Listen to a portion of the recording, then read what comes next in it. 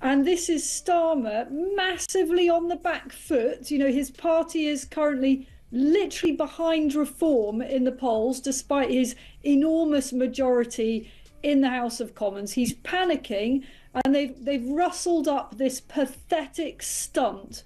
Well, taxpayers are not going to be deceived by this, are they? You know, taxpayers are entitled to be absolutely bloody furious that once again their intelligence is being insulted and their hard-earned cash is being squandered arranging exclusive private jet travel for Albanians who, you know, let's be frank, have broken the law. Have broken the law. They've broken the law, and what are they getting? 4 seats each or something on the private jet. Isabel Oakeshott just went full gladiator mode on Keir Starmer. And trust me, this was the your grandma ese polite political debate. It was a fight takedon mixed with a brutal mic-drop, leaving Starmer scrambling like a confused cat in a rainstorm. If you thought politics was dull, this exchange will make you laugh, gasp, and think, wait, did she really say that? Stay tuned, the drama here is juicier than your morning coffee. It isn't because the man is stupid, it's because, and this is a theme I keep returning to, he lacks judgment. And that is so important for somebody at the top of politics. If you don't have the right judgment, you're not going to last long. So you ask the question, how does he get this off the front pages?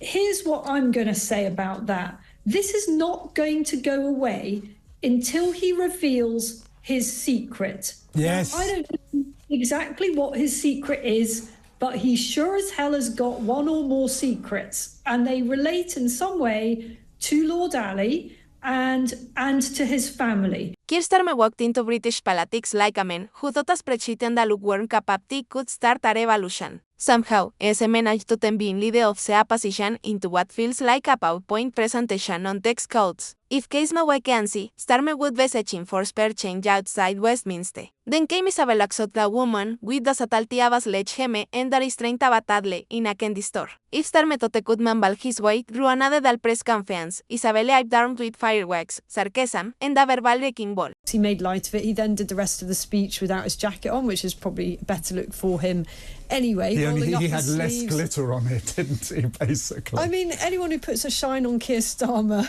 there will be people who are actually grateful for a little bit of gloss on Keir Starmer, because he's very boring, generally comes across very uncharismatic, doesn't he? But I think the point here is that should never have been allowed to happen. It could have been, as you say, something much more dangerous than glitter. And, you know, the assailant in that case actually did manhandle the leader of the opposition. Isabel Oakeshott just went full gladiator mode on Keir Starmer. And trust me, this was the your grandma ese polite political debate. It was a fight takedon mixed with a brutal mic-drop, leaving Starmer scrambling like a confused cat in a rainstorm. If you thought politics was dull, this exchange will make you laugh, gasp, and think, wait, did she really say that? Stay tuned, the drama here is juicier than your morning coffee. Right there, because which of us has any confidence in our border authorities to be checking who's coming in and out, who's overstaying? I mean, this is a complete nonsense. It will rely heavily on people voluntarily returning when their visas run out. I have no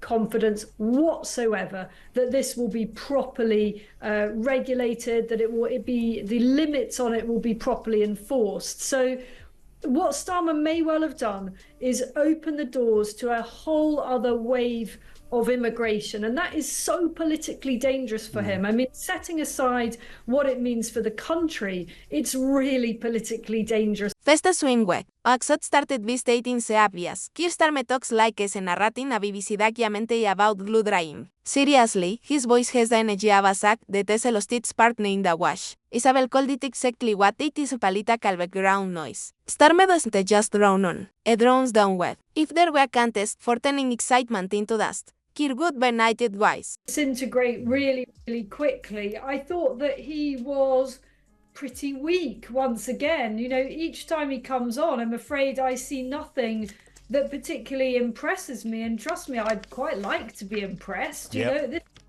I'm not really wanting to listen, my bandwidth for the Tories is as probably minimal as most of the nations after 14 years. I thought Keir Starmer was really on the back foot. She didn't stop at his delivery, oh no. Isabel went straight for his constant flip-flapping. A man so unsure of himself and makes Hamlet look like a confident decision maker. Brexit? It was remain until he remembered he needed votes north of Watford. Gender reform? One day ese for self-made, se next day se unlen searching what is a woman, like Matt Balshon Beduifi. Semen changes policies more often than Boris Johnson changes the number of kids he admits to. Oh, we don't like Rishi's chairs. Can we change them?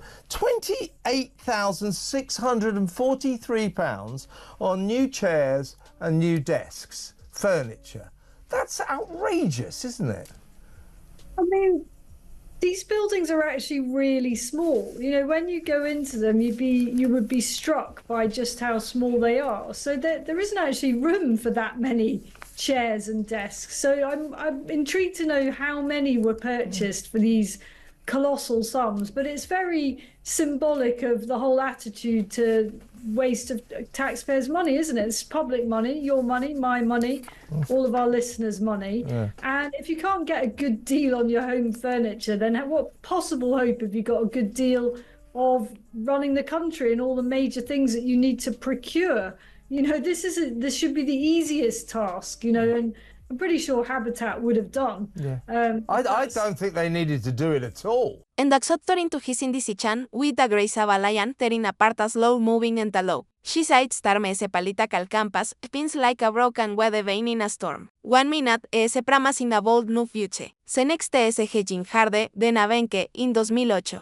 If this man ever had principles, ese buried them 6 feet under right next to leave ese backbone, then came his sharpest hit semana of the people y luchan. Starmer's idea of connecting with working class Britain is walking past the Greeks without flinching. It tries so hard to look relatable that he once held a pint like the never seen league what before. Isabel compared his attempts at everyday pair to a glitching aerobat at a football plant she is spot on. Keir trying to sim down to that is like Elon Musk trying to blend in a Twitter spawns. Isabel even Max ser insecure Starmer, because nothing screams relatable like being knighted by the queen for sebasas to law, then pretending to understand what it is like to struggle with the casta bate. Accept that he wears the title like a cheap crown, et aquí de ese birthday party on shine, no substance. The only sword ese ever pulled from a stone is probably made of legal jargon.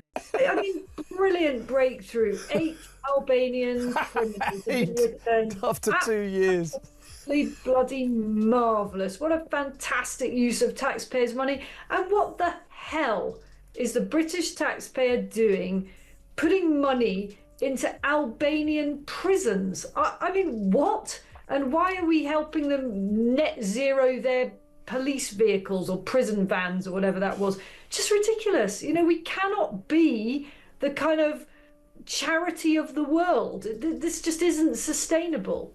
Now, let us talk about his so-called Kevanatin waiting. Oh, don't get Isabel started. She said the whole front bench looks like a reunion of middle managers who just discovered the reply button. Rachel Lip speaks like she is filling out a text written like Bonea. Angela Reinen, bless her, actually has some falle. But at the party, since terrified, she might say something genuine. As for restrating, Isabel joked as still polishing his LinkedIn profile in case this politics tindo este penal. Then came Starmer's nuevas big idea, his mission-based government. Because, of course, nothing falls up the public like a list of big goals typed neatly in Helvetica. Isabel ripped it apart, calling it a PowerPoint politics, buzzwords instead of vision, metrics instead of passion. His so-called missions are so dull, even ChatGPT would fall asleep right in them. Secure se hayas sustain growth in CG7? The Tesenat Palace that is a slogan written by someone who once watched The Apprentice and called it research, and don't even get started on immigration. Starmer shows a cage of a man picking nervously from behind a ketan. He wants to sound of bad fare, compassionate bad femme, like trying to grill a steak while keeping it vegan. Isabel marked the way he does very specific like ese playing professional